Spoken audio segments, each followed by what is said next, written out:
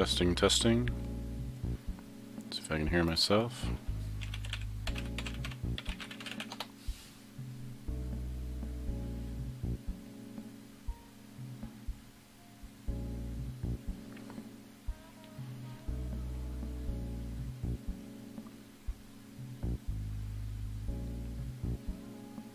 There we go. Alright. Had to wait for an ad on my own channel. There we go. Alright. Alright. Anybody in the chat yet? I'm gonna go with no. Add a stream marker. Alright, so today we're gonna look at the DevBetter website here. This is running locally, and we have a few goals for this site. Mainly it's to provide a members-only access to a set of videos where we discuss how to be better developers, how to improve our career, how to find the job that we really want, how to write better code, things like that. So this is a pretty simple website. It's got a static homepage, just has a bunch of this information, some testimonials. You can click and join, but the live site, devbetter.com, hasn't actually been updated in quite some time with a deployment. So if you notice a difference here, this has some additional options on it that are not available here, right? And so one of the things we'll try and do today perhaps is get this actually deployed out to production, because there's no reason not to, and we'll see what that looks like. On GitHub, if you want to check out this code, it's available at Ardalis DevBetter Web, and one of the things that I want to work on today is add some additional stuff to the build pipeline, and also maybe get this test coverage working, because at 0% doesn't seem right. I know I've got a few tests, and we'll work on getting that going. Alright, so we'll get started in just a second. Let me get my chat window up somewhere where I can see it in case people have questions. Hey Frank, how's it going? Calvin, good to see you. Smab UK, Wolfhound, welcome. Alright, you know what, I should say that, do my Twitter thing. Alright, so now I should have a now playing thing on my Twitter. And we are good to go. Okay, so for Azure pipelines, let's start by clicking on this, which should take us there. Actually, let me do that in a new window. So here's the build, and this was from yesterday, 8:30 p.m. when we accepted a pull request from Joe LaRue, one of the other DevBetter folks. Hey, SmabUK, did you finish the Blazor workshop? Yes, last week. Should be out on YouTube. So youtube.com /Ardalis should have day 3, 6 days ago. It's out there. So I'll throw this in the chat in case you want the link. Veruca Shada, nice to meet you. Thanks for coming. Alright, so that's that. Let's look back at this build. So a few things to notice here. This is hosted on Ubuntu. It's running ASP.NET Core, so we can actually run our builds on Unix, which is nice. It's doing a pretty simple checkout, restore, build, test, and that's it. If we look at the summary, it just says stuff pretty much worked. 100% test pass. And we can look at the tests. There's a whole 5 tests, but they all passed. Alright. Now, something that's not listed here is test coverage. So let me show you what that looks like, because I'd like to add a report that shows code coverage in my build. I just got this working yesterday for another one of my projects, so let me show you that. If we go to github.com Ardalis, I go to guard clauses. Oh, I see what you're asking. SmabUK, including the last bit, I never managed to get mine to successfully deploy to Azure. I'll hold off on this guard clauses for a second and jump to that question. So no, we did not get it successfully to deploy to Azure. I had a GitHub issue that I sent out. I'm not sure what the link would be, but basically I was asking, what's his name? Jonathan? No, not Jonathan. anyway, asking Microsoft what the deal was with that, and they confirmed that you could get it to work, but it requires a couple of different workarounds to get the Blazor demo working on Azure with Preview 6. But both of those were going to be fixed with Preview 7, and Preview 7 should be out like now, like any moment now this month. And so I gave up. There was no sense in worrying about deploying it. So I tore down my Azure resources so they weren't going to be costing me any money. And when Preview 7 comes out, perhaps I'll spend some time on stream and show how to do a deploy with Preview 7. Yeah, so it's not just you. It's a known issue. Dan Roth, that's the name I was trying to think of. Dan Roth answered that for me on one of the GitHub issues where I asked it. Okay, so guard clauses. This is an open source project that I don't know if I've talked about on stream before, but basically it lets you add guard clauses to things to kind of clean up your code, make it so there's not as much if checks for checking if something's null, checking if a string is empty, checking if a number is negative, stuff like that. Has a bunch of built-in ones like that, and then it's really easy to add your own. And so then you can use this guard clause pattern by just including this NuGet package. And I don't know why these links are broken. Maybe if I refresh, there we go. So it's got a couple hundred, or a little over 100K downloads, so it's not bad. But let's look at this build. It says it failed, but that's because of a deployment issue, not because the build failed for real. And the thing to notice about this compared to this other one, this Dev Better Web, is these tabs here. Right? So I've got logs, summary, and tests. On guard clauses, I have logs, summary, tests, and code coverage. And we look down through here, you'll see there's a few more steps involved here, including publish code coverage results with report generator. So let's look at that code coverage.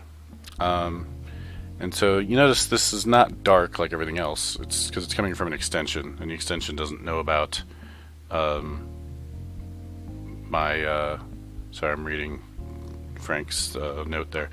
So the extension doesn't know about my theme, that I'm on the dark theme. So you'll see this report is not obviously the dark theme. Alright, so Frank says that the link there, let's see if I can copy that link and bring it over here. Nope, that didn't work.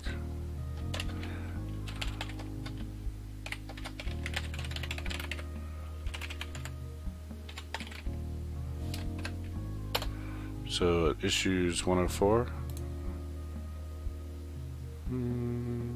There. This is the link that Frank is saying it would be, and my question was here, and Dan Roth answered it here, and he said Preview 7 is the way to go. And he said 4 days ago, next week. Yay. So Preview 7 should be out soon. If it does come out next week, perhaps I'll stream about that deployment thing next week. We'll see though, because that should be trivial. Once it works, it works. So it might not be worth streaming about. But if people want to see it, let me know and we can go through it. All right.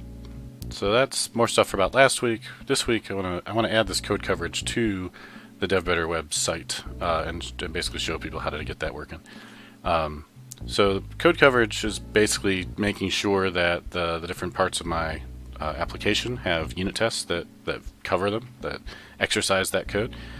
In this particular application, it's not huge. It's only got 172 or so lines of code, not including curly brackets and things like that. But it's mostly covered, so it's got like 99.4% coverage, and the reason it doesn't have coverage is because of this generated program here that's generated code. So of course I don't have a test for that, so I probably can exclude that somehow. But that's the one thing I don't have. Now I'm not suggesting that you should try and have 100% code coverage, because it's not always worth it. The code that's worth testing is going to be your business logic, and then there's a whole lot of code that maybe it's not worth the time to add the test for, especially if you've already got a big legacy application. Now if you're writing new code and you can write tests for that, then you probably should. And what's nice about code coverage as a metric is that you can verify that it's not going down, or it's moving in the right direction. So whether or not it's 50% or 100% is less important than over the last 3 months it's gone up or it hasn't gone way down, is more important. So let's look at this report generator tool that I've been using recently by Daniel Palma. He's from Deutschland, so I'm not sure if you would pronounce the E at the end of that or not. But it's at Daniel Palma Report Generator. He has some good documentation on it. He's actually responsive to issues. I asked him a couple questions here, and he got back to me, within a day. So that was nice. And if we look at this, one of the nice things, I don't have this set up yet, but one nice report that it offers is code coverage over time. All right, so these two lines represent line coverage and branch coverage, two different ways of measuring code coverage, and you can see, over time how your project is doing. And so this is what I think is more important from a test code coverage perspective than the raw number, is the trajectory of this coverage graph over time. SMAP UK, not worth going into now. I'd seen the issue before you commented on it. Even tried self-contained. Only half of the app worked when deployed. Yeah, well, I mean, it's still in preview, so Blazor's coming. It'll be done soon, and hopefully when it is, it'll all work. All right, so like I said, I don't have this working with over time reports yet. You can set that up, but I do at least have the basic report here showing what all is covered. All right, so to get that working, I had to go out to the marketplace and install it in my organization. So it's now in my Ardalis org. Let me see if there's a link to the thing from here. Report. So I probably want to include that. So this was at marketplace.visualstudio.com. Extension, and it didn't show up in this search. Right? When I did a report generator search, it didn't show. But if we do marketplace.visualstudio.com and then say Palm report generator, maybe like that, there it comes right up. So this is the one. So you just click get it free from Daniel Palma, maybe. I wonder how he says his name. I'll have to ask him sometime. And once you install it, then it'll be in your Azure DevOps org. And it's free. There's other extensions that are not free, but this one's free, so it's nice. And he's got some good information here on how to get it set up. Okay, so the other nice thing about Azure DevOps that I'm really liking is, I don't have that link up anymore. Let's back out to here. Is that most of your build pipeline stuff is just YAML. Alright, so if I get something working and I've figured it out once, instead of me having to make notes about all the things I did in the UI, like in the Azure portal, to get this to work, it's all just in this YAML file. So I can copy whatever I did and put it into another project and see it work there as well.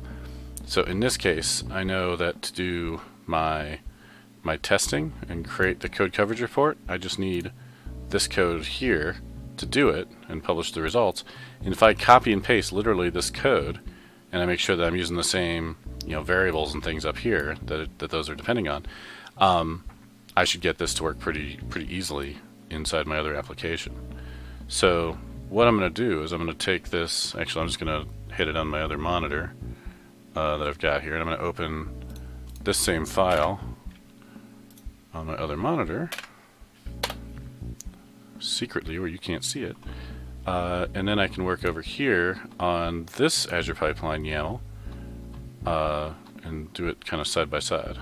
In fact, I'll do it side by side because it doesn't take up that much space. So let's just do that and that. Bam, that's good.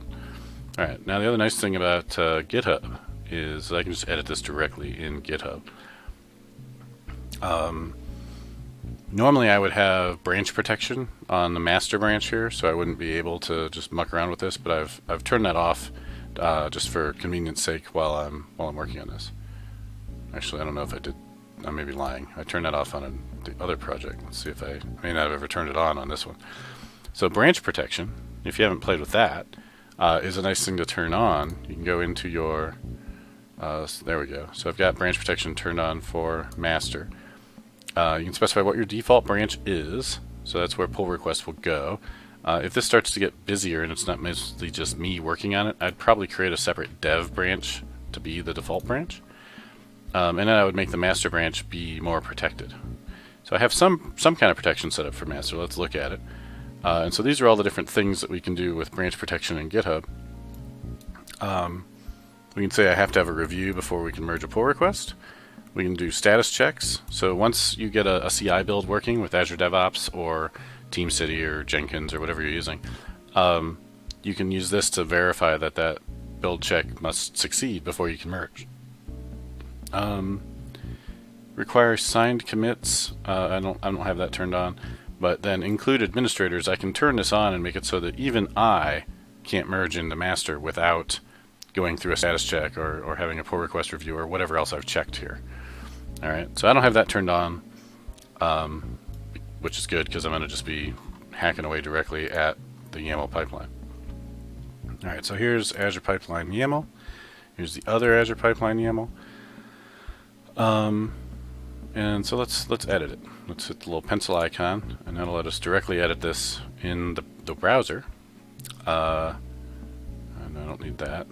There's my standard shout out to Octotree. So some of you maybe haven't seen this yet, but Octotree is this little plugin for Chrome that will let you navigate around within a GitHub repo without having to click in the middle of your screen constantly to try and follow links and then use the back button to go back.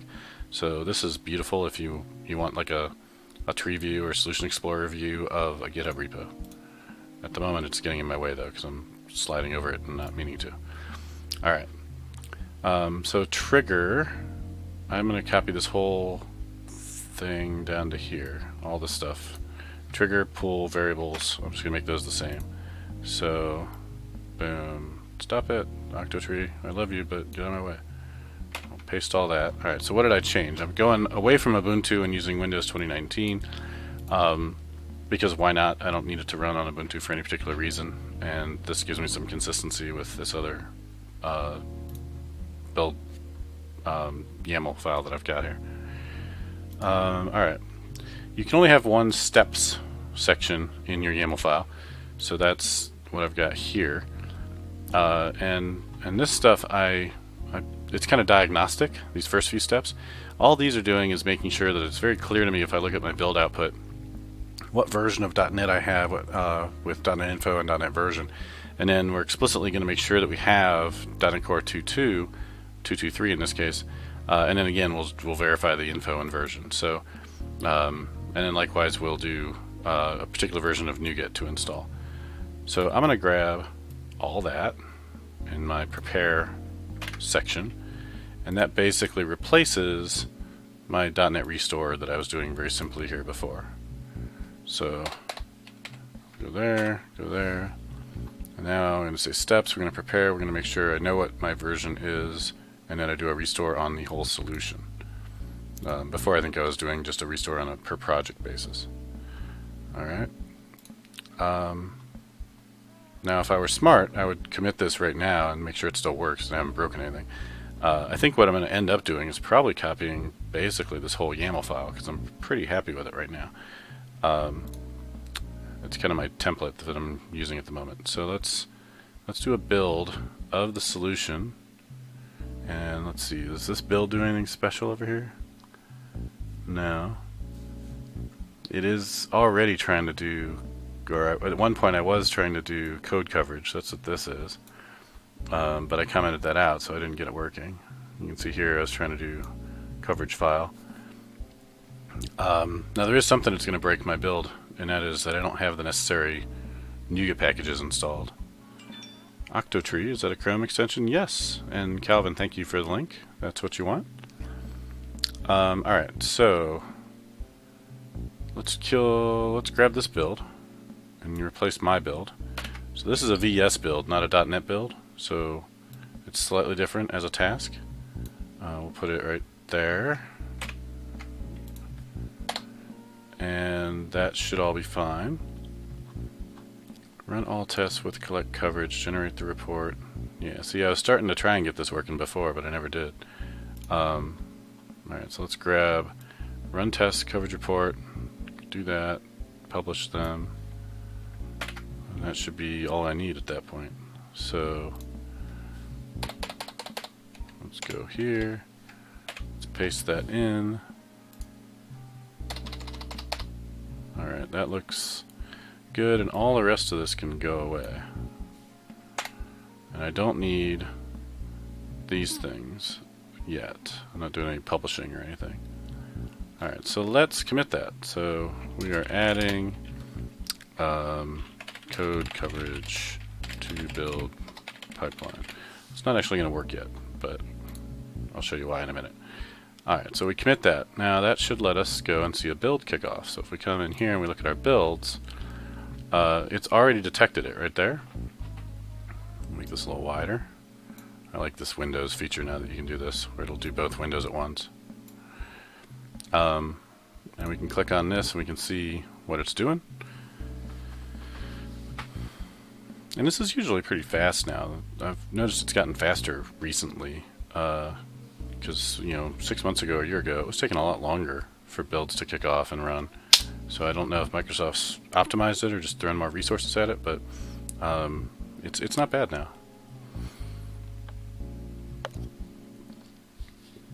And that's with the free version, right? Like, because it's an open source project, you can get this for free. I didn't have to pay anything to set this up. So if you're currently using, you know, self-hosted build server or some other tool that maybe costs money, if you've got an open source project, you know, this is definitely an option. Alright, so we can see here what the .NET info is. So I can see what version I'm running. It's running 22105. You know, the next task, .NET version 2.154.6, 22105. Next task is go install the 2.2 SDK so that we're on 2.2.3. Azure DevOps is amazing. It has come a long way. It's getting pretty darn good. And now that they're, you know, kind of Git all the way, that helps too. I started out as a fan of TFS when it first came out, like 14 years ago, and then kind of went away from it because it was too big and cumbersome and slow, and things like Subversion were much faster, and later things like Git were so much better. But now that they support Git, and basically Microsoft uses Git for everything, it's gotten a lot better. Alright, so there's another .NET version. Let's get this out of the way. NuGet command. What are we doing now? Doing a restore? Okay, this shouldn't take too long. It's not a very big project. We're waiting for it to get down to this report generator and test, because these are gonna break, I'm pretty sure. Alright. What are you doing here? It's been a minute. That's a long time for you to sit here and do nothing. With detailed verbosity, but I'm not seeing it. I guess because it's not interactive.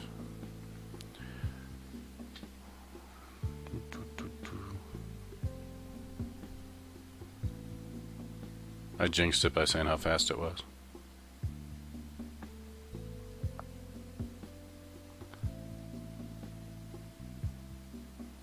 For comparison's sake, I can build locally in that much time. So I don't know why you gotta take this long. There we go. Alright. VS Build skipped. Why would we skip VS Build? Oh, it starts out saying that. So one thing I've noticed, if you're watching this log output, when it first starts VS Build, it always says it skipped it, and then it stops and it actually does it. Like, I don't know what's up with their UX. They've got a bug or something, but you can just ignore it when it says it's skipped. It should actually be running here. Encountered a conflict between these packages. I don't get that locally, do I? How many errors do I have? 0 of 1 warning.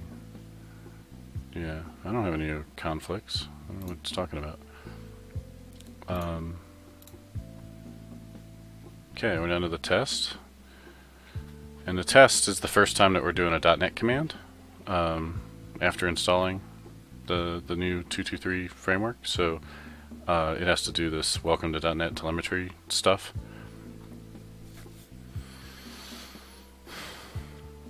I believe this will go away and I won't need to do any of this once 3.0 hits, because there's going to be a VS 2019 image that's already going to have 3.0 on it, and so I shouldn't have to install the framework, and that'll significantly speed up these builds. Because you can see right now we've spent almost 4 minutes on this thing. Peter, Octatree wants to be able to change my GitHub data with the GitHub API. It's a web page, says it just wants to access my private repo. Yeah, I agree. It's a little bit scary what some of these extensions and things ask for with GitHub.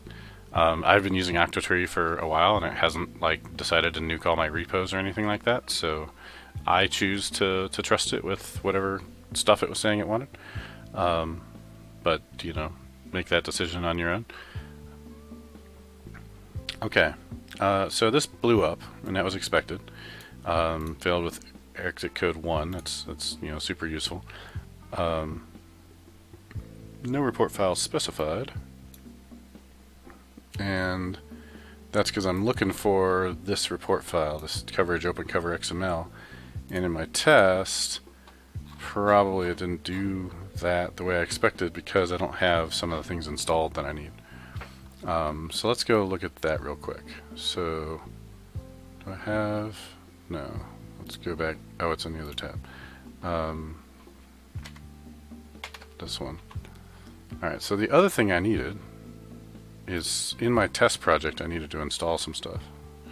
So come up here, go to guard clauses again, go in and look at its tests, and look at the CS proj. And we can see that I'm installing alt cover, coverlet build, report generator, those things. I need those things. So let's go here and go to my dev better tests. So I just have this one test project. We'll make this a little smaller.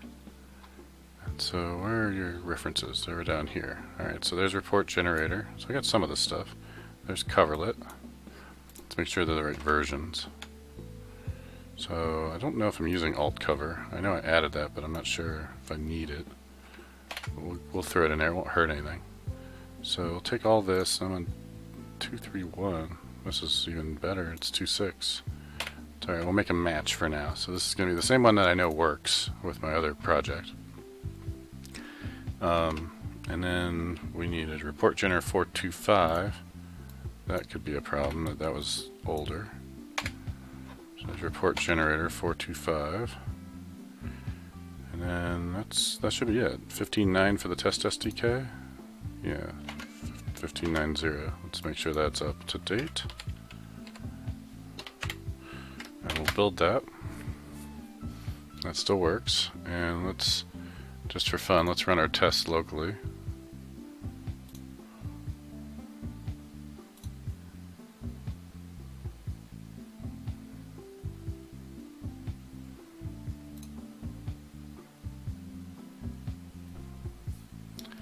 Yay, they all pass. Alright, so now we can check this in. We'll just do that through Team Explorer here.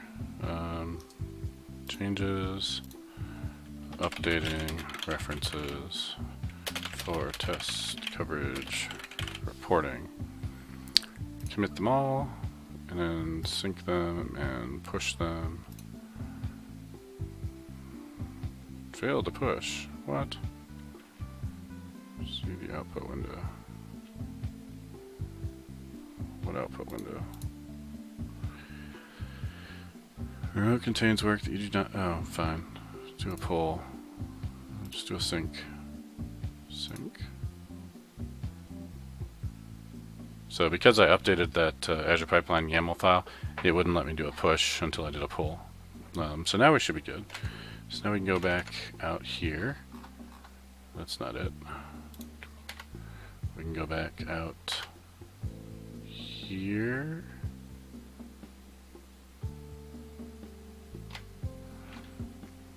Where's the other Chrome window? Oh, it's this one. Alright. Go back out here and go back to my builds. And this the one? This, yeah, I gave it that name. Alright. I did that. That's what's running now. And if we look at this, we should see my most recent change is this thing from a minute ago. So that's fine. Alright, so my hope is that this time Well, I hope it'll run faster, but I don't think that's realistic because it's probably starting from another brand new hosted agent. So it'll probably take a minute before it gets to the report generator. But I'm hoping the report generator will run this time because I gave the thing what it needed. Now we can also run this stuff locally. So if we go back out to this report generator, it has everything you need to know to run this stuff locally with one of these installed clients, and then it'll generate the reports on localhost. So that may be faster.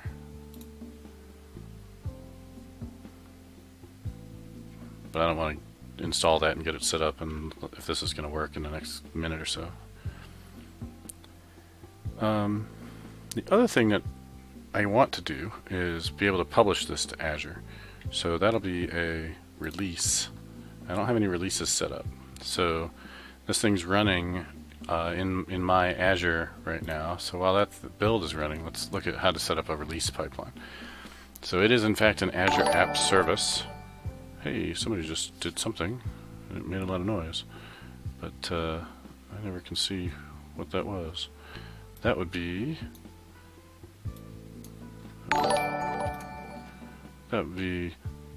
No. Man. I'm horrible at this. Where's my... There it is. Way down there. Streamlabs. Yusuf has followed. Samrat has followed.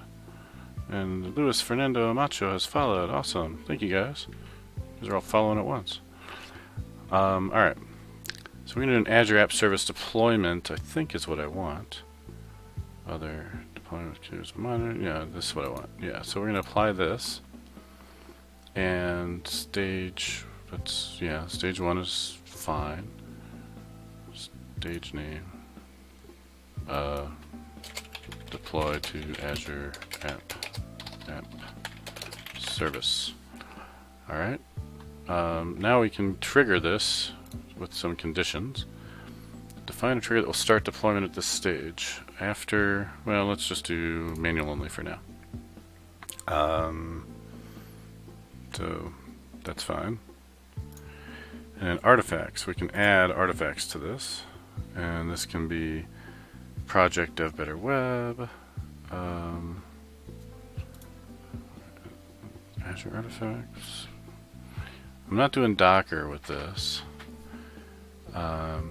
It is just build artifacts. Yeah, so the project is dev better web, and the build artifacts are whatever, and the source will be the dev better web build pipeline.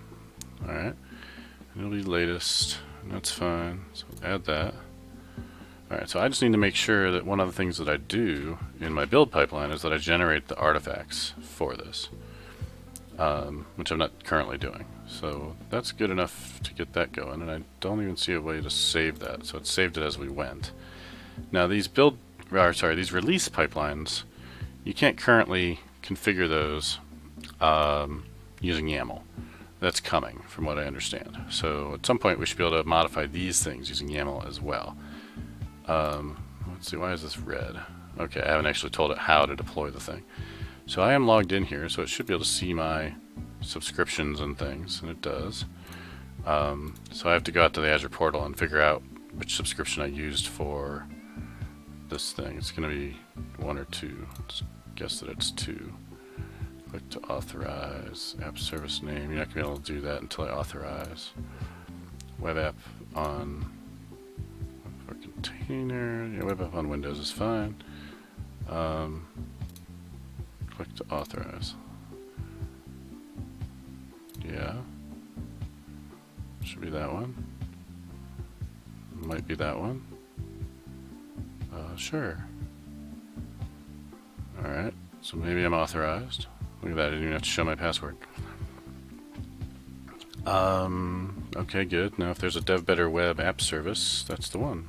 Look at that. We're good. So, the weird thing is that that's the only one that showed up. But, okay. So we'll save this in that folder, I guess. Sure. Okay. So I don't know much about where to put the folders for that, or why I would need a different folder, but I only have this one thing, so I'm at the pretty simple end of things. Alright, so this is still failing. Let's go find out why. And I noticed that the coverage report's not showing up here yet either. I wonder if I have to do something to install that extension. I guess if we can get the test to pass, then we can worry about that. So the process here failed. So 5 tests passed, 1 failed. Interesting. And it says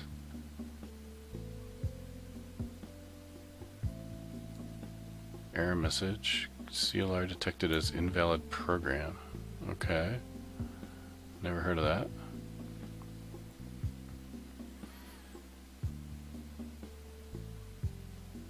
Alright, invalid program exception. Randomly for one of my tests. These should just pass, didn't they?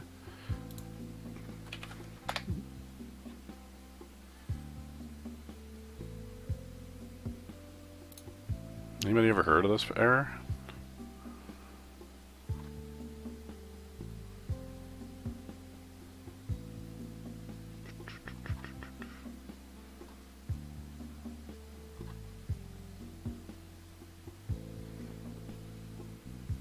Alright, this looks like some weird Visual Studio error.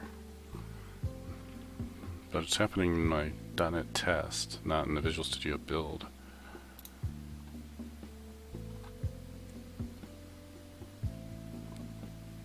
It's been around a while. Some of these are from 2010. I don't know why that's happening. I wonder if I just rebuild if it'll go away.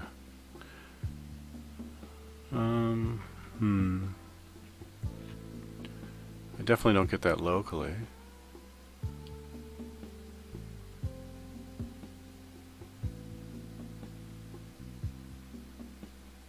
I wonder if my tests are hitting the certificate. So I didn't trust the certificate on this build machine. And some of my tests are running actual web tests, but they're just in memory. They're not using HTTPS.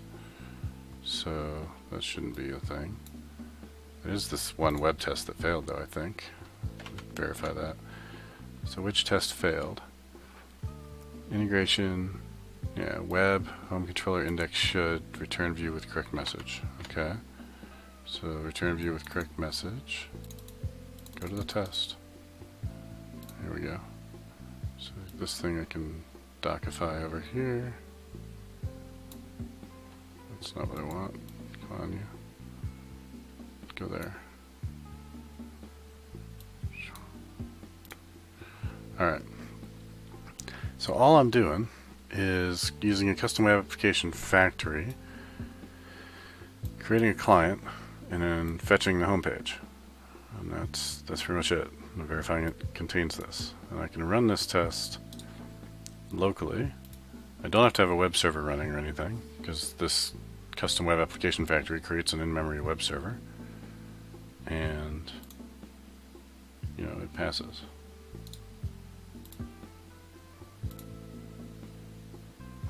Every time. Alright, so why is it failing here?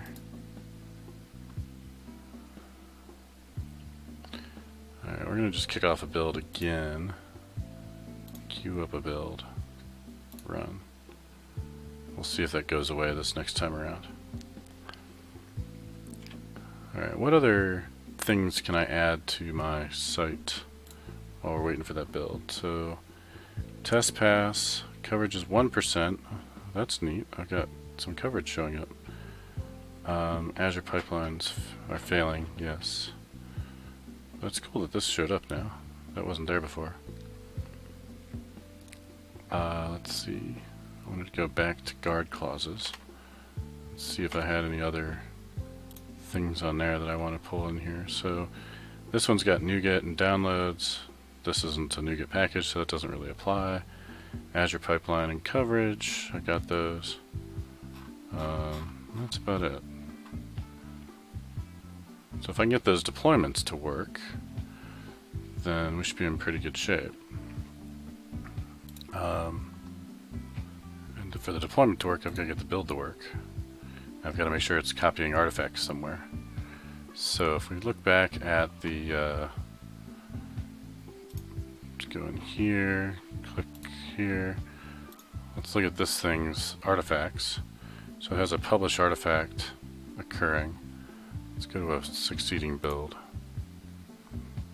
Here's one. So publish artifact was skipped. Alright, maybe publish artifact just doesn't work in guard clauses. No, here it worked. Alright, so it uploaded one file to this drop folder. Alright, so let's look at the YAML for this guy. So for publish artifact, come in here, look at this Azure pipeline, and here's my publish step.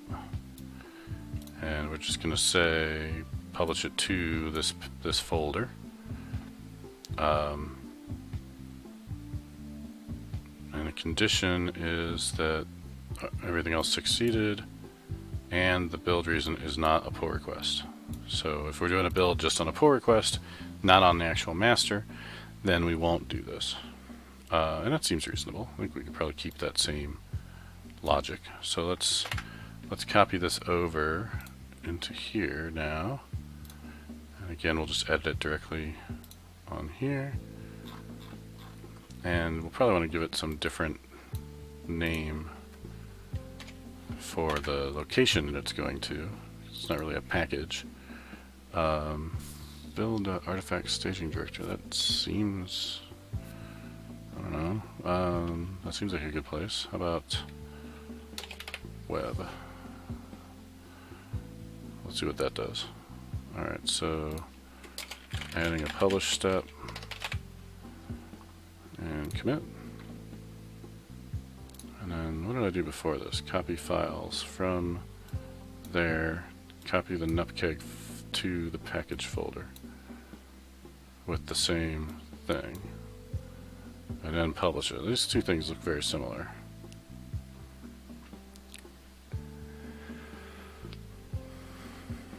I'm guessing if I do the publish, that's all I'll need. We'll see.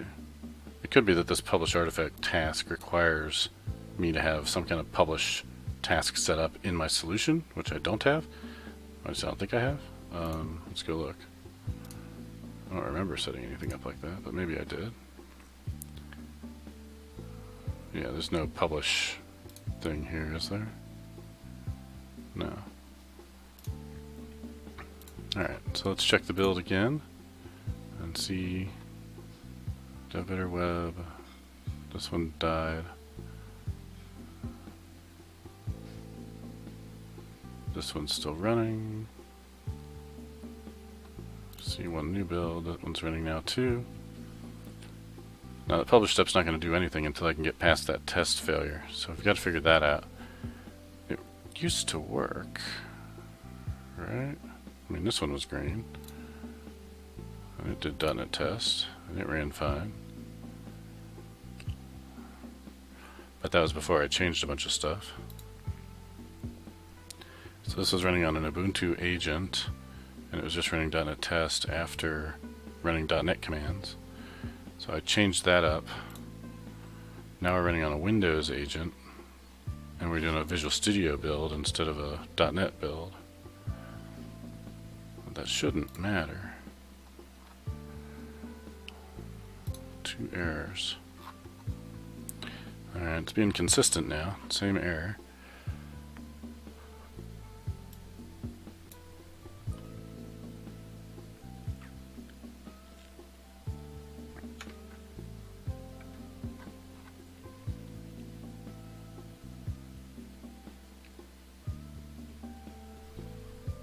Alright, peanut gallery. Anybody see anything that would be causing this? This totally works over on guard clauses.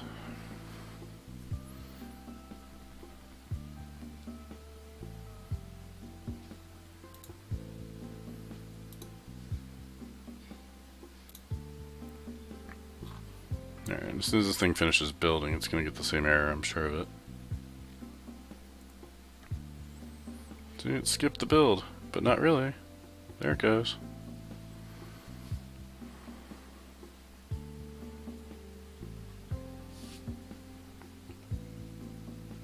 Man, that was annoying. Come on.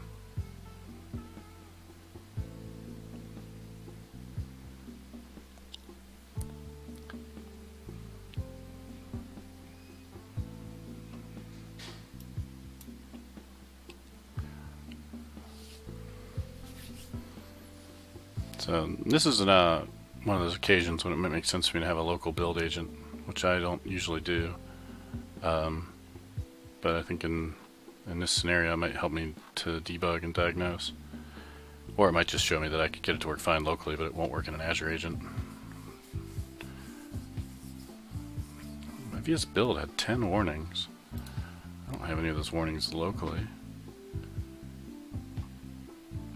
Can't find system component model annotations. That doesn't seem right.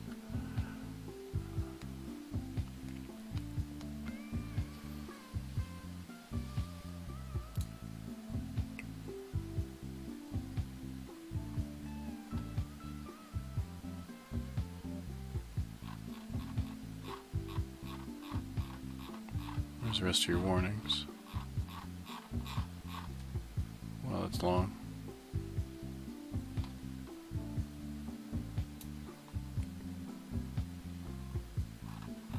Alright, so in admin controller, archive videos, unreachable code, ex is declared. Alright, why am I not seeing these in my local warnings? Those are legit warnings. So I should try and find those locally and fix them up. That's interesting. Request size limit attribute cannot be applied to a Razor page handler. Wonder if they'll fix that at some point, because it totally should be able to be applied there. It's weird that I'm not seeing these errors when I run the build locally. Show me the warnings. Build. Rebuild.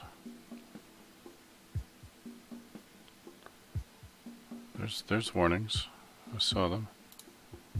Aha, here we go. Now they show up. Alright, so I can fix those. That'll be somewhat useful. It doesn't get us past the issue with the tests not running. The tests are still getting the same error.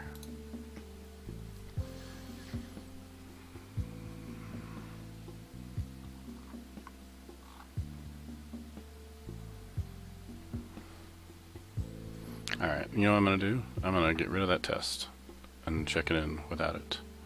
So to do that, I can just comment out this, and I would normally put this in its own branch, but we'll just skip that. And you know, since we're here, let's fix at least one of these warnings. Async method lacks await. Yeah, I can't fix that. I could make it not async, but let's find another warning I can fix. That cannot be applied there. Okay, boom. I really thought it was working, but okay. I'll save that. I'll get rid of a warning as well. Now we'll do a commit. So, commenting out test that breaks in Azure DevOps. Commenting out attribute causing warning. Alright. I need to eventually delete this, but I want to apply it somewhere else more appropriate before I do, so it's just staying there to remind me to do that. Let's do a sync, and I'm going to have to do a pull and then a push, because I modified it Azure Pipelines again. So there it's getting ready to do the push, and it did the sync. Alright. So now we don't have that test anymore that's causing this to break. So we should at least be able to get to report generator, and I'll figure out why that test is blowing up later. Alright, these things always have these beautiful check-in names. Where'd my check-in name go? I don't know. Or my commit message rather. Where'd my commit message go? Instead it got replaced by this merge one because of that sync.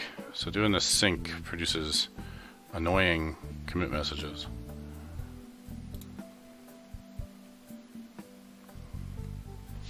Am I even running on 223 for this? Pretty sure it's at least 2.2. Yeah, it's 2.2. So, yes.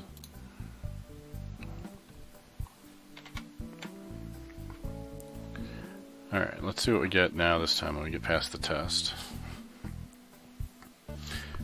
While that's running, let's run this app again. I guess I'll have it running in some browser. So let's hit this up and we'll go ahead and log in. And I think that's my admin one. But I don't remember my password. I have some seed data somewhere that's my fake data. Where's my fake seed data? Right there. And my fake seed data says... I don't know, where's my user?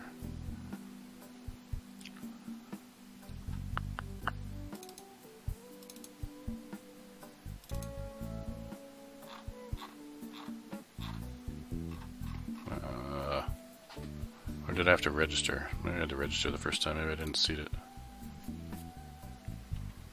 It's been so long since I set this thing up. Let's go look at startup and see what we got. So... configure production, we're not doing that. Configure services. If that, then do that. Yep. Okay, create an in-memory database. Alright.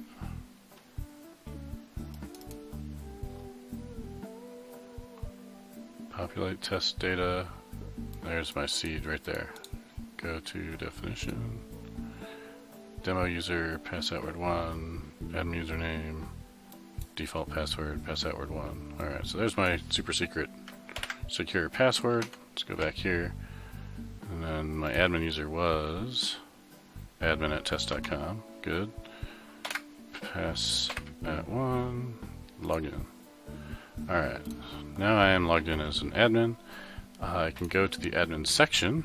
And this is new. This is what my friend Joe just added for me. So I can view all the members of administrators. I can view all the members. And I can view the things and watch stuff blow up. Joe. That doesn't seem right. Admin controller line 51. Admin controller line 51. User manager or role.name is not working. Let's look at that real quick. Here's line 51. So either role.name is null, or user manager is null. User manager is probably not null because it's getting injected. So the role that's coming from here must be null. First or default is going to allow it to be a null. Really, we want this to be single or default. They're really just single, right? Then it'll blow up if it doesn't find it. And that at least lets me know on this line that it blew up instead of on this line that it blew up. So I like that better. So let's do that. And see what happens when I refresh here. And then view. Sequence contains no elements. Alright, good. So that's what I wanted. Where's it getting that role ID? String role ID. Let's debug it.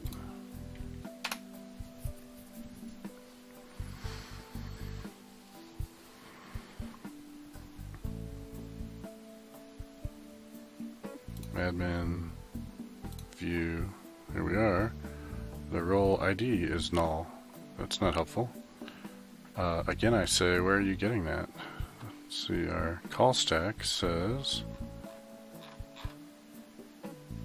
nothing helpful.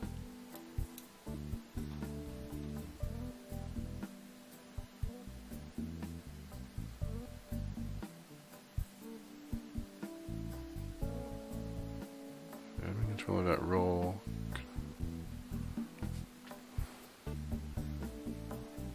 This role ID is supposed to be coming off the route, maybe? Question is, why did I hit role and not user? I think it's expecting to hit user, and he doesn't have a route. specified. So that's the issue. If we said this was HTTP get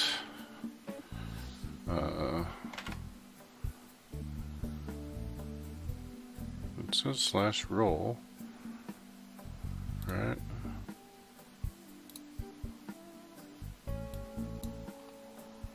Yeah. Continue. Stop.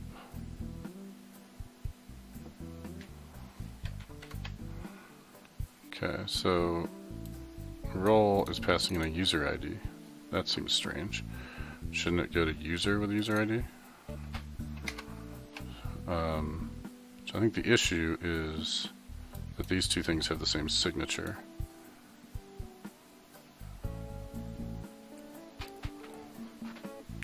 And so for this to work, I need this to be whack admin.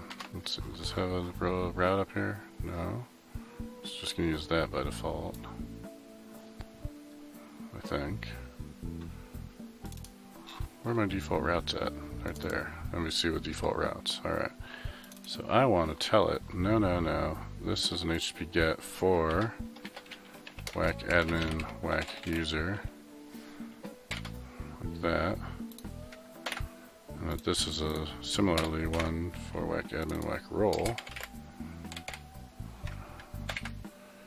And there's no way I should ever go.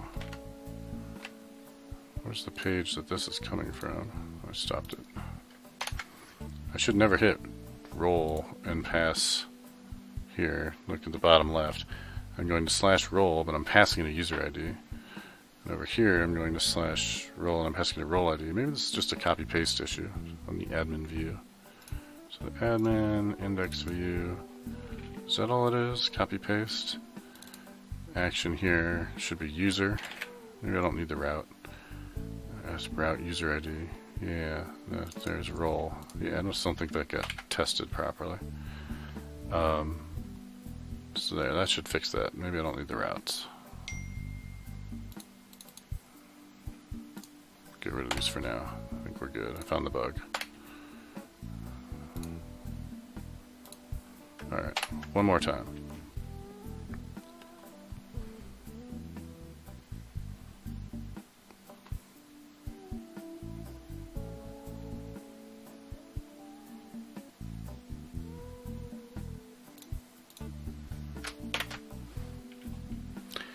I think it's still running apparently.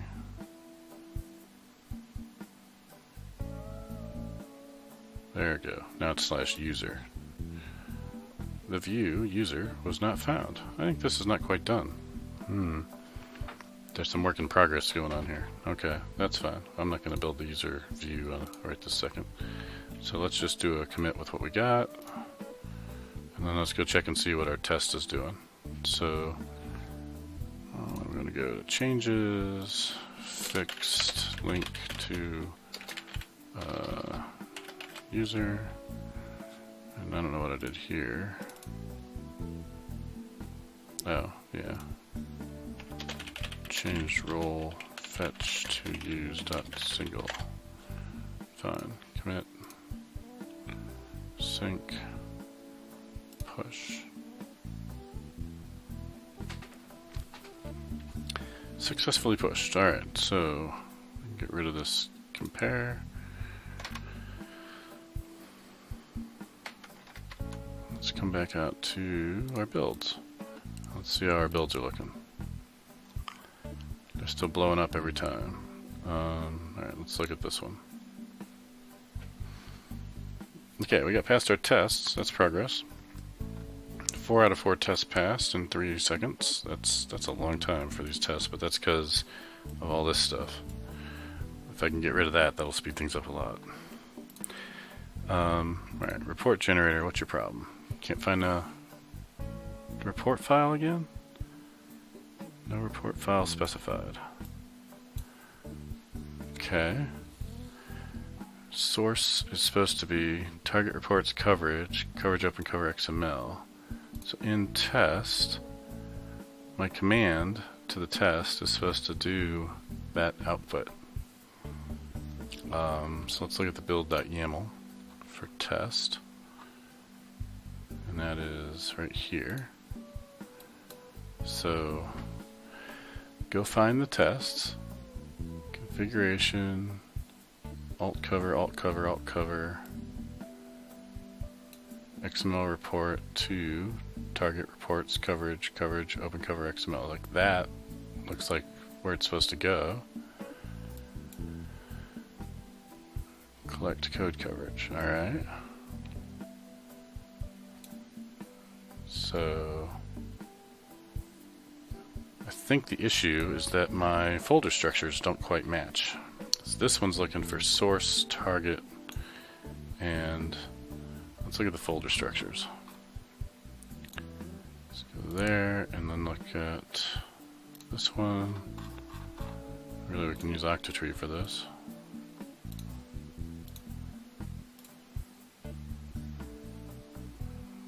Alright, so this one has a source folder and then tests are under that, and this one has the tests under a different folder and not under source. And so when I go up and then add it, it's going to be under tests, not under source, right? Because my .NET test is going to run basically from there.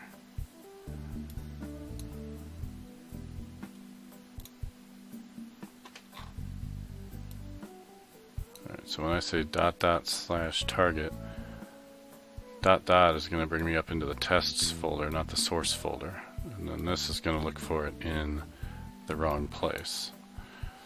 So I can either make these two projects have the same folder structure, or I can try and adjust that.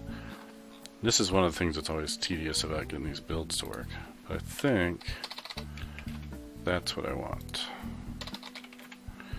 I think it's tests. Yeah. Tests. Alright, anything else in here looking for source? Right there.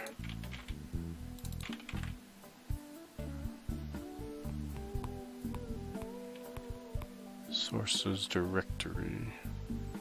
Sources tests. Alright, I think that's right. So changing source folder to tests folder for coverage files. It's fine. Commit. Alright, let's see what that does for us.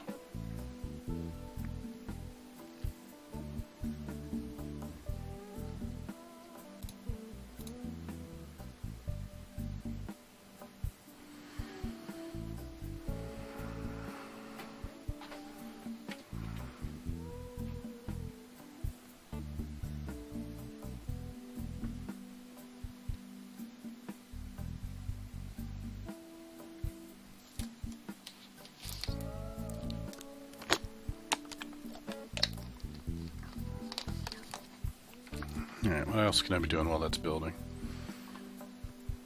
I used to, way back in the day, have a tray icon that would pop up called CC Tray.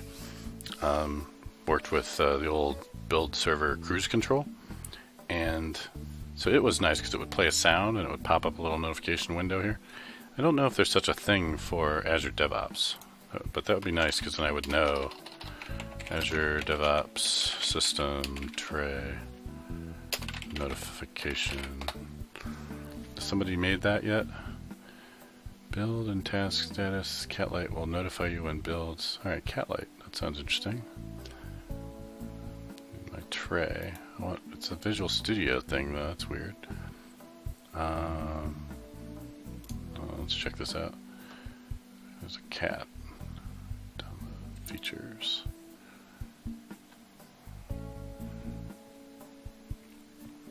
This looks interesting. Doesn't look free, but that's okay if it's a good tool. We can pay for it, right? Notifier for developers. First prom, team status. Alright. What would you charge for this? Really? You think I want to pay every month forever? That seems a bit excessive. Free to use for open source projects. Alright. Well, we can see about that. I'm not sure about, I don't want to pay forever for something I'm going to download and install once, and it's going to sit there in my system tray. So if you guys had like a one-time use it thing, I might be more inclined to use it.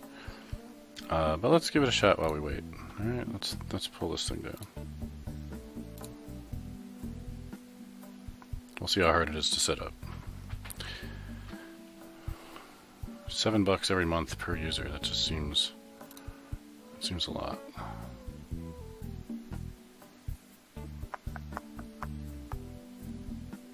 I like your dot thing. That's cool. Alright, so I guess we're going to talk to Azure DevOps. And we'll connect to my Ardalis account. Sure. So far this is good. You can close this window and return, okay. Go to that, over here. We're looking at Dev Better Web, aren't we? We'll watch guard clauses too while we're at it. And they each just have the one build, so save that. Oh no, it's red. Let's see. It was green for a while, and now it's been red, and it's been red. And guard clauses is also red. But that's weird. How do I organize these? They're like all mixed together. Update every minute. Sort by last change. Sort by name.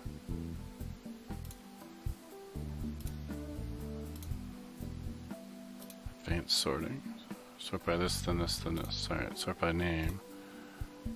Then by... let's do that. Yeah, I'd really like to group these. I don't want them to just be sorted. I want them to be grouped in their own boxes. What else can you do? Settings, notifications. Alright, will you play a sound? I always miss that. I could play sounds in CC tray. Track branches, pull every 60 seconds. Okay, that's nice. This seems like a good tool. I could see using this. And theoretically it's going to pop up or something here when something changes, right? So if my build succeeds, fails, whatever, something should happen. Let's close that. This thing's going to finish here soon. Well, it's already done. Alright, everything's done.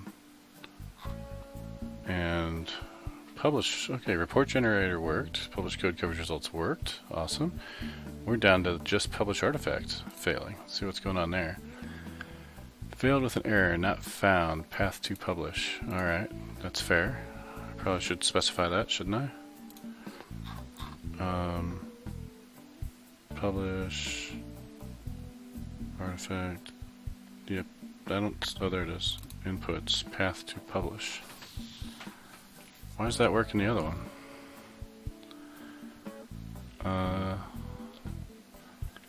Interesting. Publish artifacts. Publishing build artifacts failed with an error. Not found. Path to publish. DA1 web.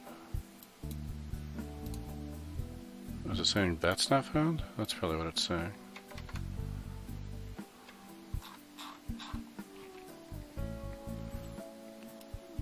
Build package.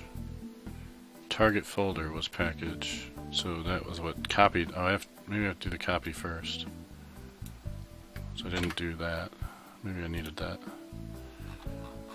So let's go over here. When I said they're probably doing the same thing, they're probably not doing the same thing. Alright. So this I know can go away.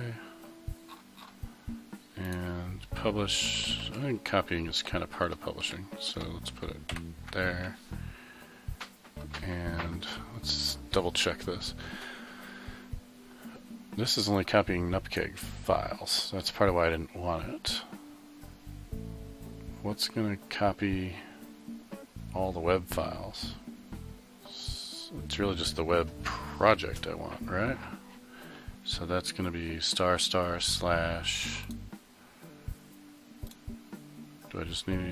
I need the W root? I don't know, there should be a way to just do a Visual Studio publish on this thing.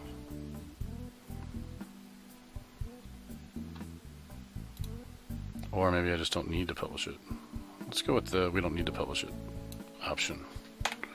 Just get rid of this stuff. Remove publish task. Try that.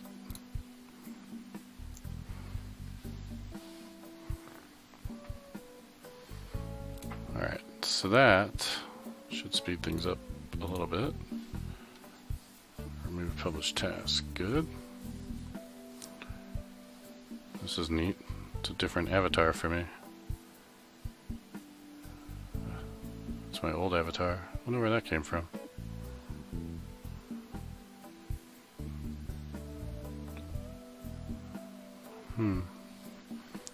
Wonder if that came from Azure DevOps or something.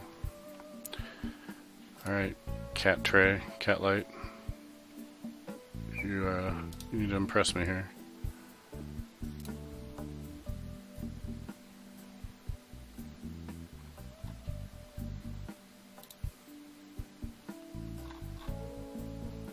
Turn you on so we can see you all the time.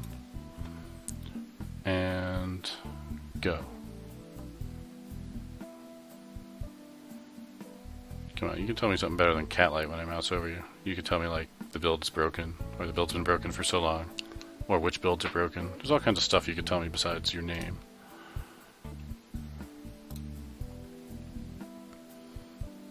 What does this yellow icon mean?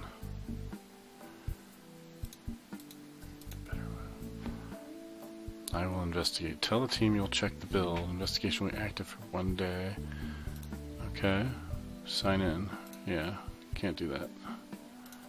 Settings. Alright.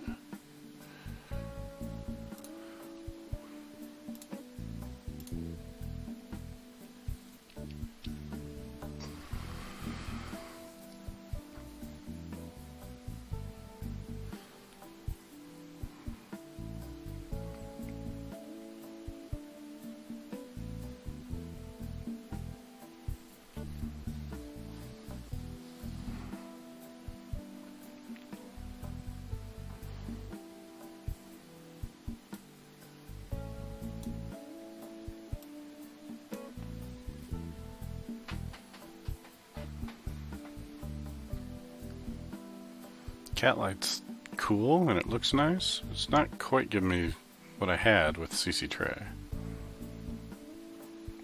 I maybe just need to update my expectations.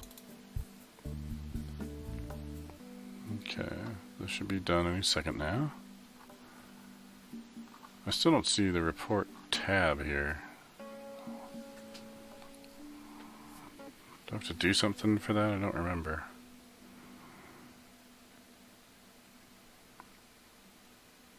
Maybe the build just has to succeed for that to show up. Let's look for that. Alright, the usage guide. Okay. That's your wizard for building that. Mainline. Publish code results, generates report with different settings. To disable the regeneration of the port, you can use the following environment variable in your build. Which I think I probably want to do, but I think I already did that, didn't I? No.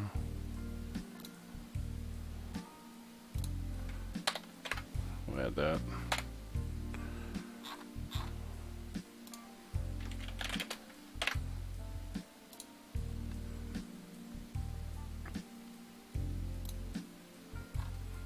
Alright, tests are about to run.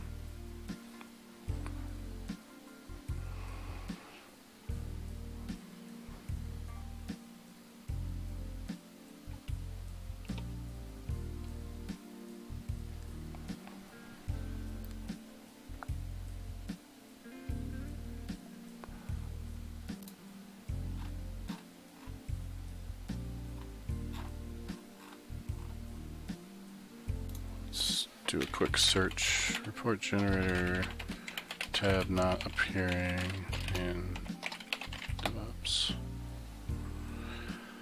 Missing the code coverage tab. Yep, that's what I'm seeing. So what did we do wrong? Enable boards in the project settings. Okay. Weird. So it's fixed in Azure DevOps, but may still exist in Azure DevOps Server. I'm not sure that's anything to do with my issue. Hey, look at that, never mind, it worked. So alright, so in the build path succeeded, I get this. Check it out. I guess I probably ought to rename these clean architecture namespaces to be Dev Better Web, huh? So I've got a tiny bit of test coverage, but I do get a coverage report, and my overall line coverage is 1.3, 1.6%. That's pretty awful. But if we come back out here and we look at this, we get 1%, and if we click on that, it goes there, which is useless. You know where I'd like it to go is right here on this coverage tab, but to do that I'd need to know the build ID, and that changes, so I can't make that its own link. I wonder if there's a way to get to build latest. That would be handy. Build ID equals latest, or just get rid of build ID. What if we do that? Will that go to anything, or will it just blow up? Yeah, it just goes to the list. That's still better. Let's do that. So I'm going to come in here. I'm going to change my README. I'm going to add a link here to the test coverage and test status. We'll have them all linked to the same place, which is that.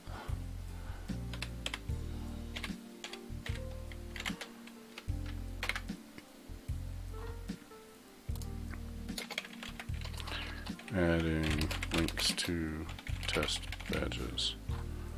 Commit. So these are kicking off builds, even though they're just adding to a README file.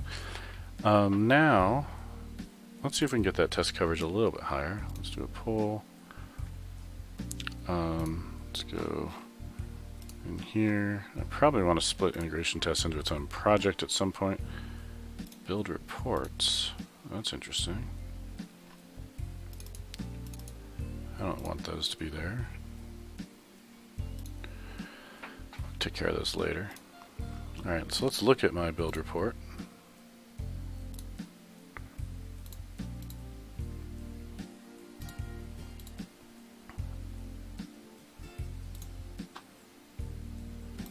Code coverage.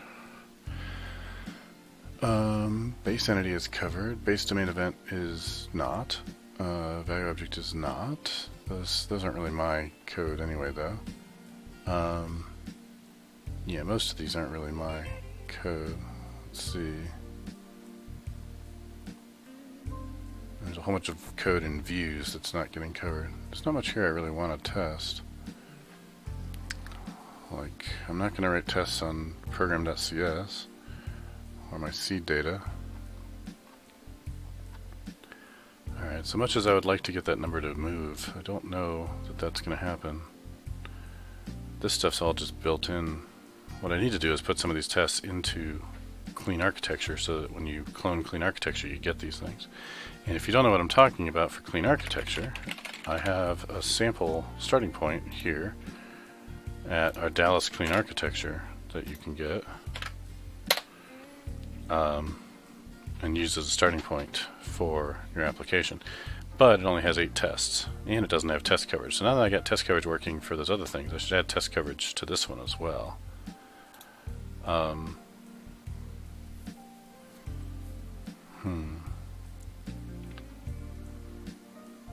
Alright, let's do a quick change in here to get stuff to my own namespace. And if you use the Visual Studio extension for Clean Architecture, it'll actually give you the namespace, by the way. So if you go and use this project template, and specify your own namespace, it'll save you having to change it yourself later. But I need to go to like here and that and do a entire solution. Clean architecture is now going to be DevBetter Web, and replace. How bad is it going to hurt if I say replace all? We'll try it. Do it. 85 occurrences. Alright, what are the odds that we can still build?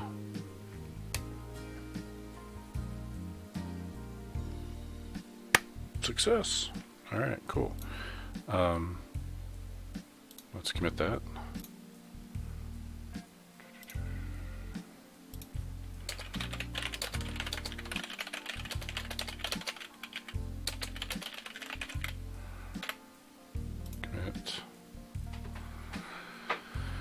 And we'll do a sync,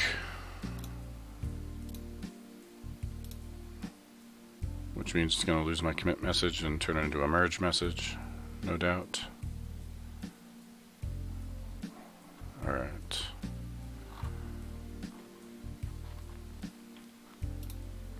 Now that we've done that, let's see, do we have any kind of stuff in here? Does a to-do add a guard clause? That could be handy. Archive video. Do I have any tests for archive video? I probably do. Yep, there it is. Archive video add question. Alright. What other entities do I have? Question. It's just a bunch of properties. So probably not much in the way of tests for that either. No. Yeah, I don't see an easy way for me to add any useful tests that are going to boost that test coverage score. Let's go to the next build. These are still running. So let's look at deployment. Alright, so I've got green passing code now. As soon as these next two go, I should be able to do a release. New release pipeline. I could probably use a better name, don't you think? Let's edit this. And we'll call this right here. This is DevBetter Web Production Release Pipeline.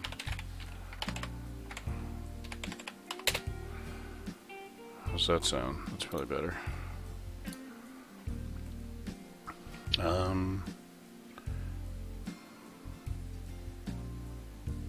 Pre-deployment conditions, one job, one task. This is just say pushing it out to DevBetter 2. That's all I need. But what exactly are you publishing there? You are grabbing whatever's in this working directory's zip file. What if I don't have a zip file? Yeah, I think I have to do something to put a zip file somewhere for you to push out. So I don't think I've done that yet. I think that's part of my publish step. Deploy Azure App Service.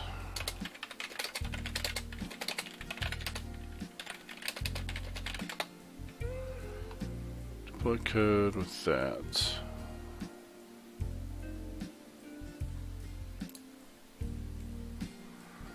Alright, so we want to do prerequisites. You must have that, you must have that. Okay, I've got those. There's a lot of variables here.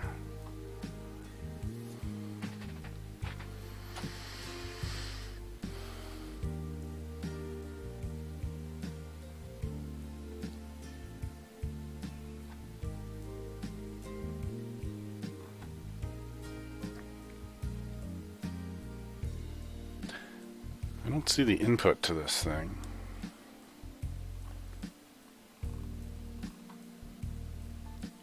Zip deploy.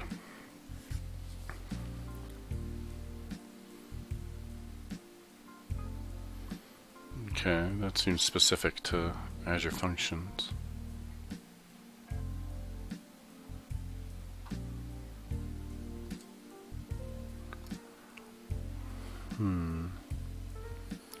Azure DevOps. Deploy Azure App Service. Zip file. Azure Pipelines. Azure App Service Deploy task, right? To deploy a web deploy in Azure Web, the following snippet to your Azure Pipelines. Azure Web Deployment Subscription App. Alright, that's basically what it's doing. This assumes the build steps produce a zip archive in the system artifacts directory folder. Alright. How do I do that?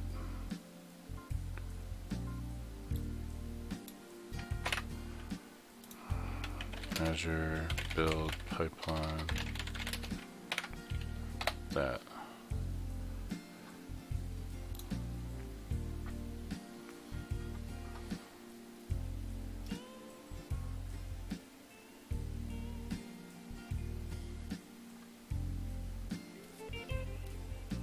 That looks like what I want.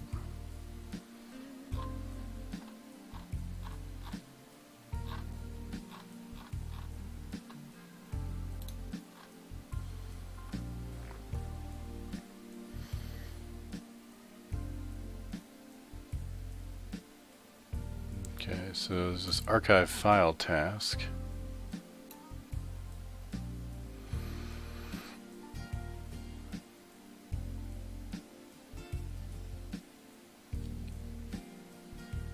And then we publish it to the staging directory.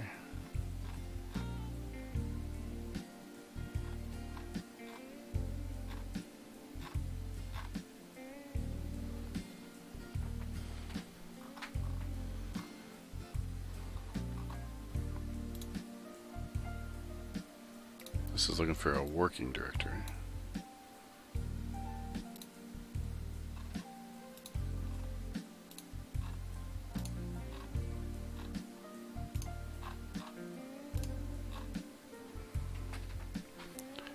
Alright, so system default working directory is where I'm going to want to do that publish. And it's going to look like this. Let's see. Copy files to artifact staging, source is default working directory, target is staging / app name, and then zip it up and then publish it.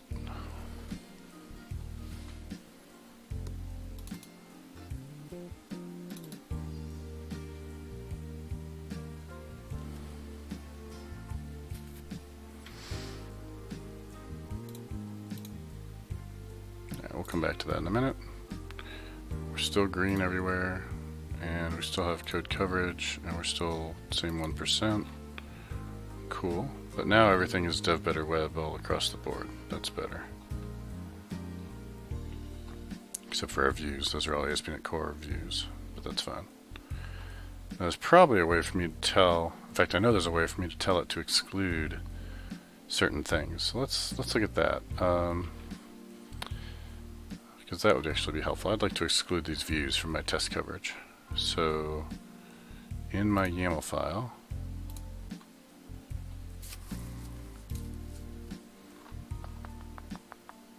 when I say run tests here, .NET test code coverage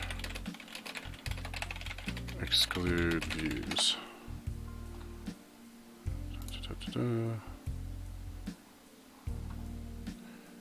Code coverage.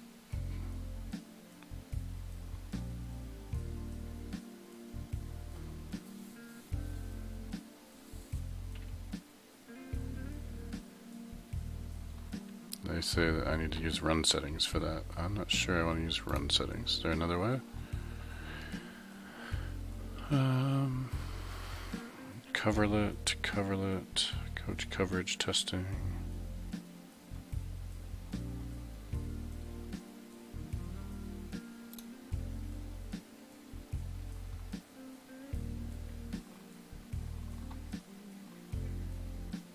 Add a run settings file. I don't want to add a run settings file. File exclusions. Yeah, that's in the run settings file. There should be a command line argument.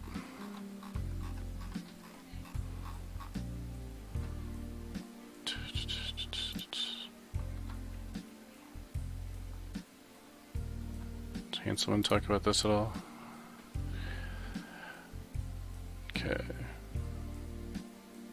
Install coverlet. Do coverage.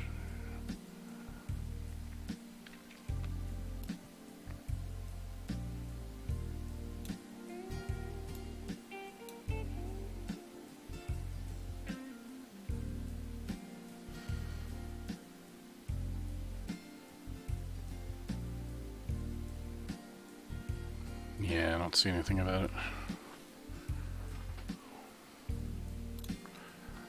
Maybe I need a .NET settings file.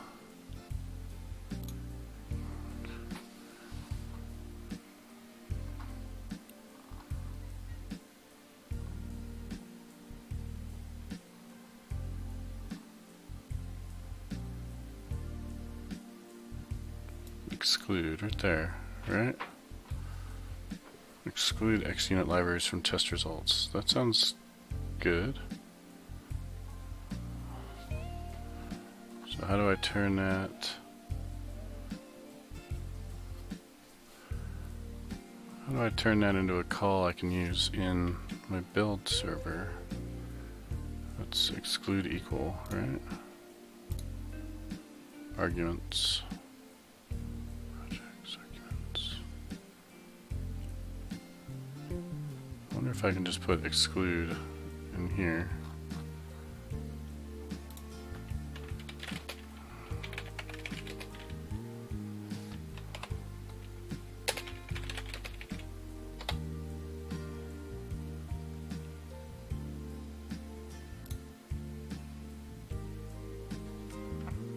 Go away.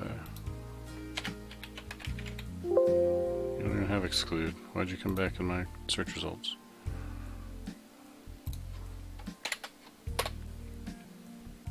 Used to be plus would make it require that be in the results, but I don't think that works anymore.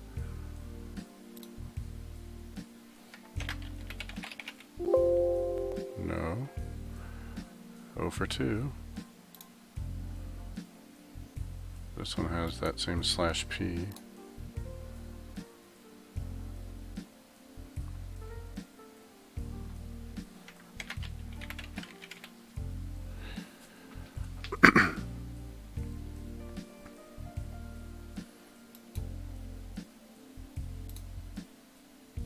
Alright, well, let's see if I can just tack this on the end of my thing. So we'll go with the /p. I don't want this getting any longer, but I guess I can't help it. Alright, /p exclude equals xunit.star star. And then I'd like it to also exclude adding exclude for xunit.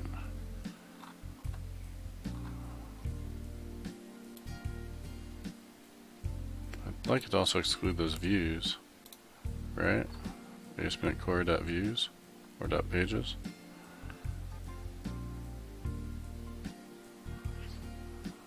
I don't know what that's taking in. Is that a namespace? Is that an assembly? What is it?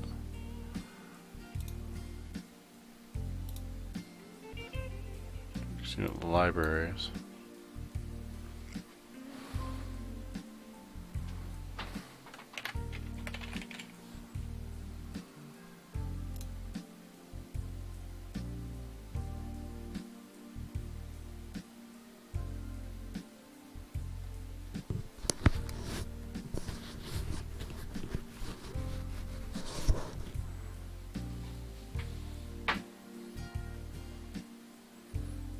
Exclude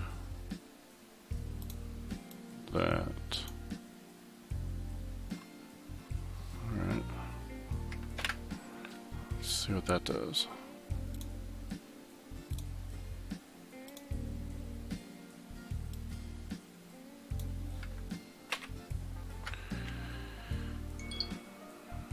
It's not going to like it if I have multiple different single quotes. Let's try double quotes. Alright. Exclude for XUnit my assembly test project. That should be devbetterweb.tests.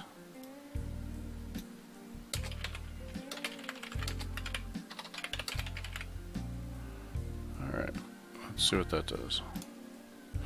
Now, unfortunately, we have to wait again for this thing to come back.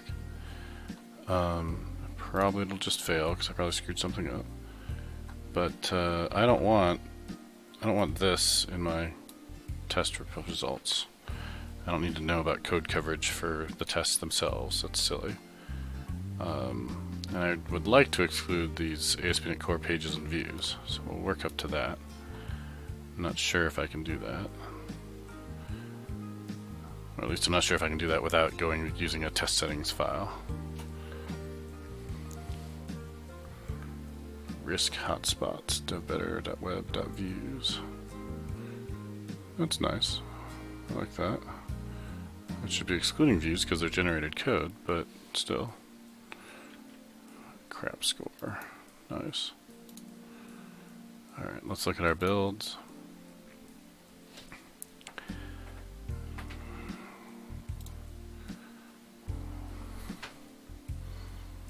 Alright, while that's doing its thing, let's try and apply some of this to clean architecture just for fun. So here's clean architecture's Azure pipeline. It's also running on Ubuntu and has all this good stuff. It's running tests. Doesn't have the report generator stuff in it though. Do I want to mess with that directly in GitHub? Probably not. I wonder if I can drop the code coverage thing right into it though. Because Azure DevOps might be calculating that for me already. So test coverage should just be that. If we run over here and drop that into here, like that, and then just change this to be clean architecture, and change this to be the number of the same number as the one above, make this the same as this, and this the same as that. Will that work? Preview will tell us. 0%. Well, it's not broken, so let's go with it.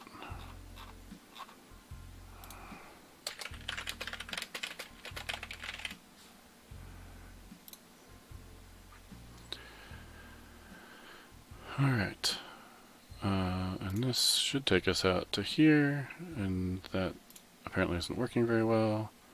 Pipeline is not valid. Could not get the latest source. Bad credentials. Alright, well let's fix that while we're here. So, edit, I guess. Authorizing with GitHub. Okay, run. You just authorized with GitHub, you should be good to go.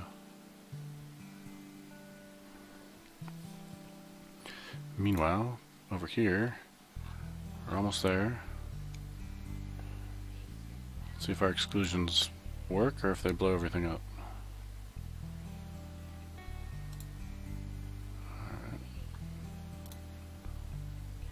Alright, that's running now. That's progress. This should be pretty quick. It's a lot simpler of a pipeline. It's a race. Who's going to finish first? Clean architecture.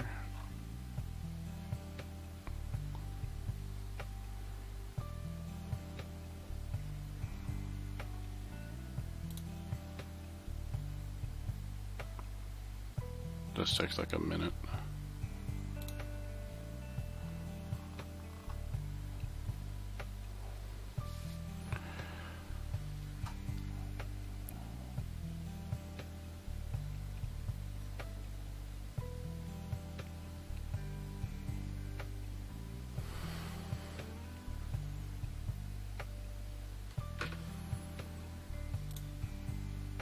Test successful. So it could not find something though. What was it talking about? Publish the test run there. Okay, that looks fine.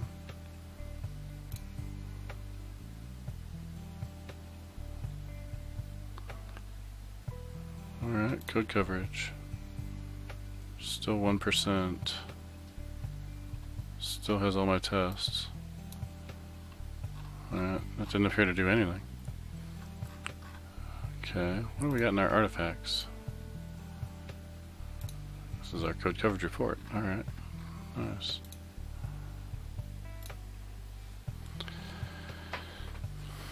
Release.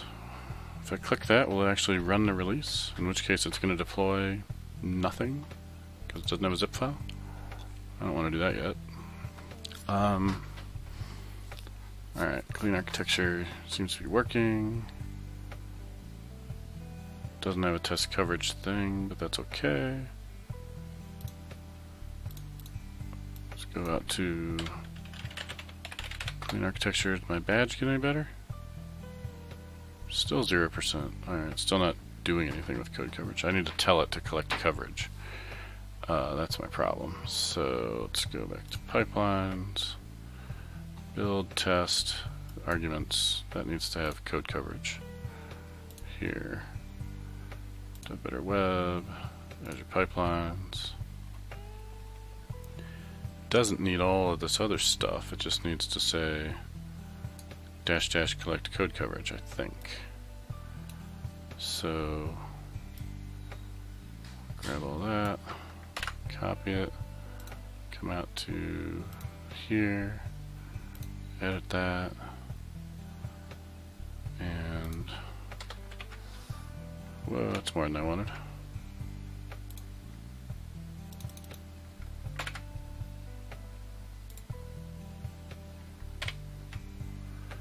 Alright. No build, exclude X unit, that's fine. It's not doing anything anyway. We're not doing any alt cover, alt cover, alt cover, alt cover. Don't have any of that. Just doing collect code coverage. Alright.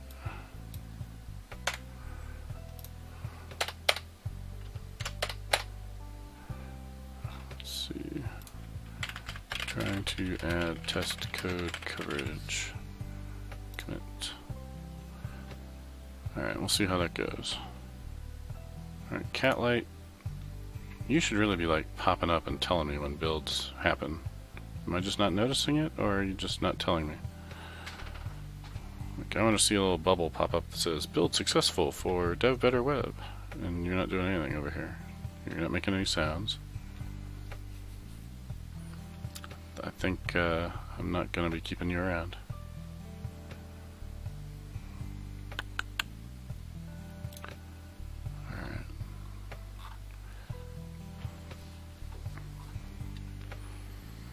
So what did we get done today? We've got code coverage working, most of the way done on deployment. I'll get that wired up off stream so I can make sure it's working and don't blow up my production website. Did a little bit of refactoring,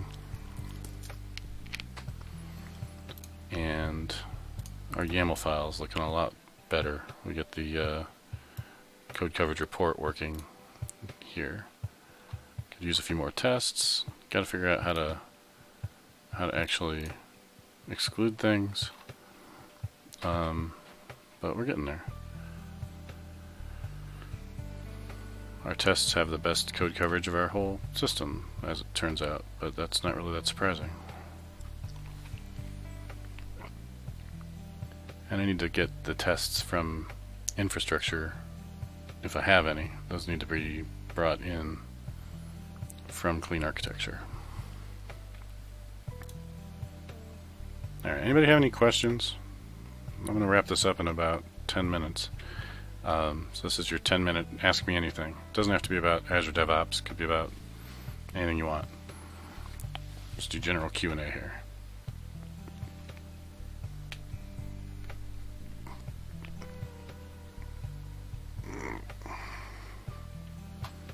You've all gone to sleep or gone off to do real work.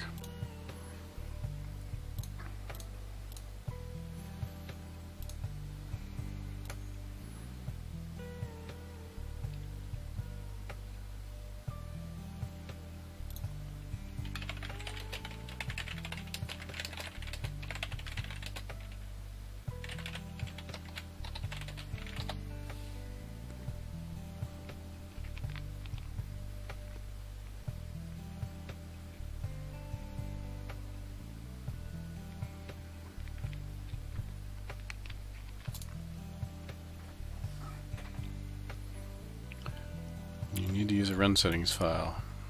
Yeah.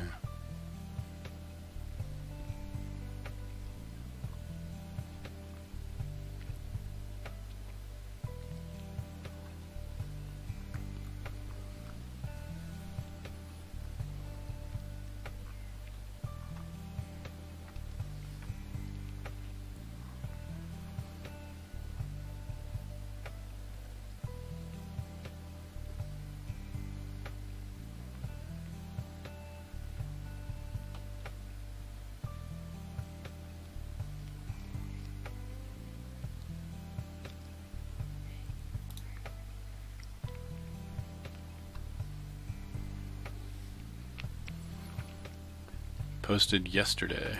Nice.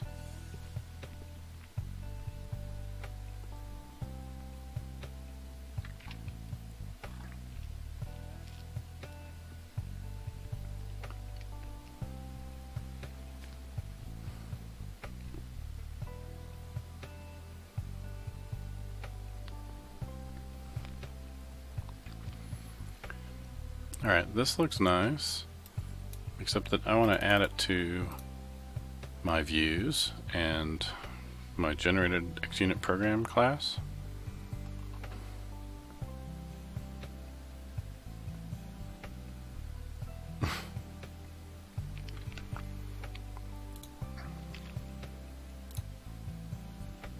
Alright, that build's passing. That build passed. No, it didn't. Following code exited.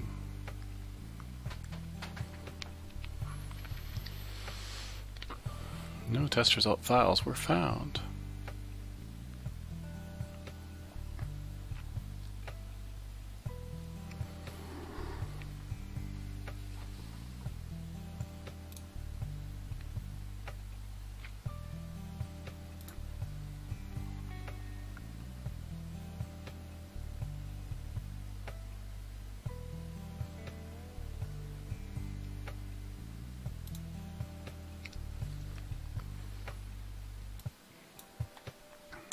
I'm just going to revert this back to what it was.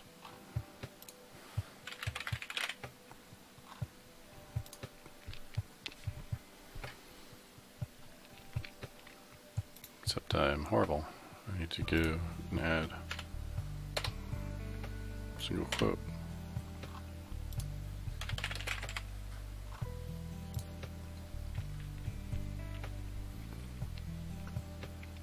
Alright. I don't want to use test settings, but I may end up having to do exclusions. Run settings. Sorry, run settings. This just doesn't seem very .NET-y. But as long as I'm running these things on a build server with Visual Studio, it should be fine. And this will let me do what I need. So I'll probably add some run settings to these.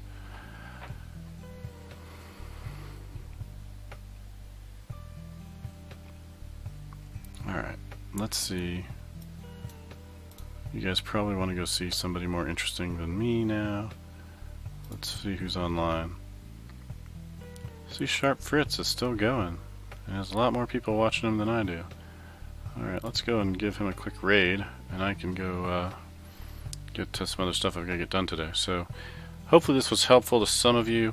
We talked about Octotree, DevOps, code coverage, report generator, DevBetter Web, clean architecture, and a little bit of testing. So it's kind of all over the board. And didn't quite get some of the stuff working that I was hoping to, but that's how these live streams go. I'll try and get an actual deployment working for DevBetter before I stream about it next, and then we'll show how to like automatically set that up so it deploys every time master pipeline succeeds. And to do that, I'll probably go and make it so that DevBetter has a default branch of dev where I'll be able to do my day-to-day work, and then only when I merge that into master will it kick off a deployment. Alright, so for now, thanks a lot. Have a great weekend. I'm going to send you all over to C# Fritz to talk about some .NET stuff.